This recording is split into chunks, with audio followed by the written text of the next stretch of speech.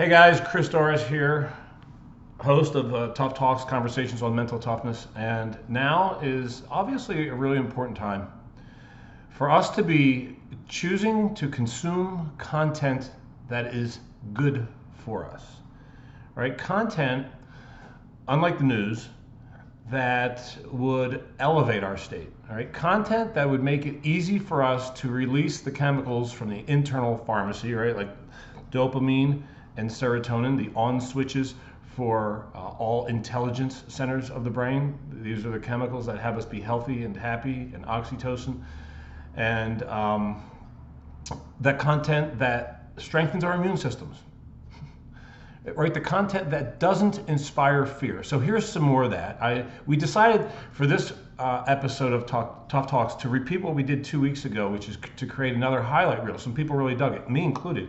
It's fun for me to be able to go back and look at some of these badass guests that I've been blessed to have on the show, and look at smaller clips of these long conversations, amazing but long conversations, to look at some of the highlights of them. So we have 9 folks in here. We have some amazing coaches and healers.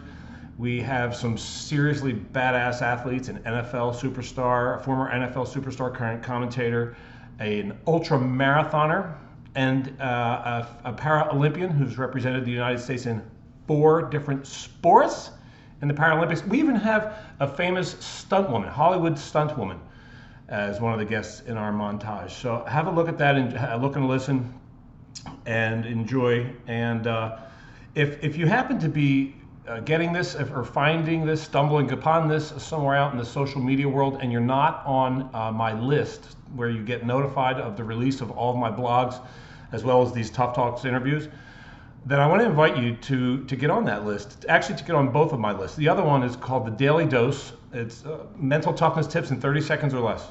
So that are delivered to your mailbox, your email, every morning at 6 a.m. your local time. This, if you're seeing this, if you're looking at the video version of this, then I'm holding up a copy of the Daily Dose book, which is a compilation of the first 365 of the Daily Doses. I think we're approaching year 3 now. So the dose is just, each page is a copy of one of the short nuggets of mental toughness gold. This, by the way, this is good content. Like this would be a great gift, right now. And I feel a little cheesy saying that but I'm telling, look, I don't make any money off of these things. I promise. Trust me, I don't make shit off of people buying these. I don't.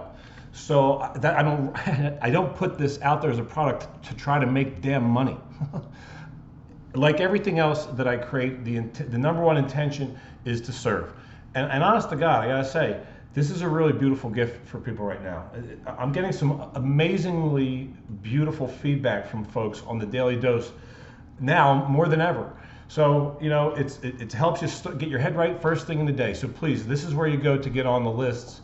Go to my website, ChristopherDorris.com. ChristopherDorris.com/lists, LISTS, lists, and put your name, your email, one click, and then you'll start getting all the goodies. All right, folks, typically my sign off here is create miracles, but I'm going to add to it this time. Nowadays, I want to remind you to stay healthy, stay home, and stay above the O-line. Create miracles. I really loved that feeling of working super hard and getting to that point of success. And you talk about, I'm so casual about it. I think it's because I found a passion, something that excites me, something that makes me better. It's not just playing video games. It's not just partying all the time. It's something that you take production and you take happiness, and I put those together with the running. And I've met so many people. And I've learned cool. So much about myself. And to revolve this back to what you were talking about, I am your average dude. I am nothing special. I was not born with any special skills, any strengths. My high school friends are like, dude, what? You're just like Ryan Lange. Like you were never like, you know what I mean? You're just Ryan Lange. No, like they're not being rude saying that. I preach it all the time. Like all my friends, I'm like, if you put in the work, you could do this too. Like it is not something that I was born being very good at. But you know what? You made a great point. And as we get into this, I think part of a major component of being mentally tough is to not succumb to the outside noise. Yeah. everybody else, because all of that stuff is irrelevant to whatever it is you're pursuing. And I think that is in itself, you have to be a very mentally strong person to not give into that, to not listen to the guy saying, oh, you know what, nobody's going to go pro on this team, or nobody's going to do this, or why are you doing this? That doesn't make any sense. You've got to, that focus, that enduring focus, I think is one of the essential components of it. Okay, so let's say maybe a way of further developing your own mental toughness is by paying attention, being ready for those sorts of negative reactions to your desires, and then choosing in the moment to not buy them. Then I said, you know what, I need to do something about this. And so we really work on helping people see possibilities, see their possibilities beyond where they are. And boy, oh boy, we can really, when it comes to work and jobs, we are master settlers as human beings. I love that so much. I have so many questions. Like, wow, so that struck you, right? Yes. Yeah, right. Struck you in a significant enough way to have you choose to change your trajectory, so you're committed to addressing that, right? Yeah. Mm-hmm. In human resources, you have all these people come in complaining. And I always wanted to say, you know what? It is obvious you are miserable. Tell me again why you're still here. But in human resources, as an agent of the company, you can't say that.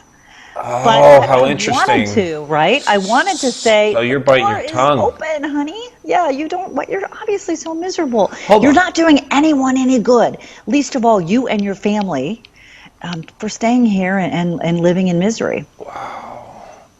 I walked into Steve Hardison's office, all prepared, by the way, Chris, to exit stage left, to basically say, this is too frickin' hard. This isn't going to happen. Everybody's a no so far. And I got about one half sentence into my prepared speech on how this wasn't going to happen. And our beloved brother, Steve Hardison, cut me off and proceeded to tell me exactly what I was about to do, which was to make up rationalizations and excuses for why I couldn't do the very thing I wanted to do. And it wasn't long into that conversation that I started to see the light again. And started to see that this is just part of anything any of us do that can get really challenging. And when we're faced with that, we got two choices at that point. We either get tough mentally and emotionally and spiritually and we go forward, we find the greater love in the project, or we go back to old familiar patterns. It would be stay true to yourself. Stay true to yourself. Tell us what you mean by that. What I mean by that is, don't get pushed into a corner where now you have to do a job. Don't do something that you're not comfortable with. Don't go along with the crowd. If your gut is telling you no, listen to your gut. And that's what I mean by staying true to yourself. Listen to your gut. Your gut is always right. Wow. Okay. Can I play a little devil's advocate just for the sake of No, there is no devil's advocate. Thanks everyone for joining. No. You have an opinion. Go ahead. You can have your opinion. Go ahead. No. Just let me clarify. I infinitely agree with you. You know, if we're going to talk about a separate self, the alternative to that, you might say, would be what I might call true nature. In other words, I think everyone, I suspect your listeners especially, would agree that there's a certain aspect of who we are that is really the truth. Like it's really who we are behind the facade, behind the masks and the personality and all that stuff. And we call that true nature. I might call it consciousness. I mean, really, it's the essence of who we actually are. Okay. And that truly is the only place that happiness, peace, love, clarity, abundance, that's really the source of that. And it's the only place that we could truly find it in a sustainable way. So the separate self is the ego. It's the personality, it's the identity that we build over a lifetime. And the very nature of the ego is constant seeking, endless seeking, and essentially dissatisfaction. Well, I believe that life is a game. I've always been into play. But I don't mean play in just a frivolous, frolicking down the sidewalk and through the flowers sense. I mean, life is the ultimate game there is. And if it is a game, if we do accept that viewpoint, then wouldn't you want to play the best game you can? Yeah. Now, not everyone thinks life's a game. Some people say, "Oh, well, no, I lost a child a couple of years ago. That's not a game." Well, I would counter that it's a game where the stakes are high. Wow. Okay. A game, the definition of a game is over there is better than over here. That's how you define a game. And we have that in life. We want more money. We want deeper connection with our partner. We want a deeper sense of fulfillment. That's a game. So let's play. Don't take it too seriously. We want to be in a state of flow. But let's play for real, as if it really matters how we play the game. I remember everything. And as crazy as that sounds, I think it really helped me, because when it happened, I saw everything. I saw what happened to my leg, and I just said, that's it. I'm dead. There's no way.